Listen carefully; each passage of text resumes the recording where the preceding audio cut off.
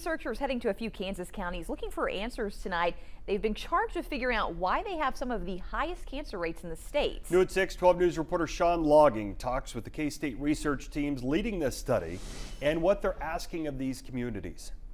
This spring and summer, K-State researchers will travel to Russell, Lincoln, and Ellsworth counties. It's in response to a request the K-State Johnson Cancer Research Center received about a year ago. They were having so many of their younger people die. The center's director, Dr. Sherry Fleming, points to state data where Russell and Lincoln counties have some of the highest cancer rates in the state. Though for this research, the center is focused on colorectal cancer, high in Russell County, and lung cancer, high in Lincoln County.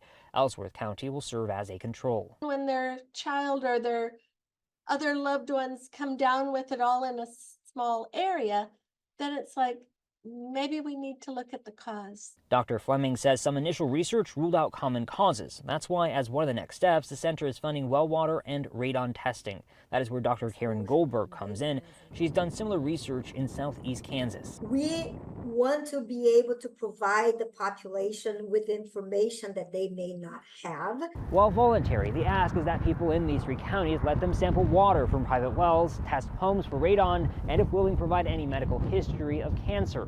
And test results will be shared directly with participants. If there is high levels of this or that compound in their water and they find out about it, they can mitigate. The overall goal is to see if there's any possible links between these environmental factors and rates of cancer. Identify specific things that are at least correlated with their cancer.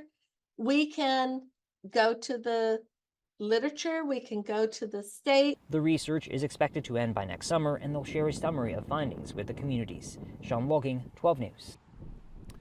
3 public meetings planned February 26th and 27th in 3 counties. The Johnson County Research Center and researchers will share more information about the project and try to answer any questions you may have.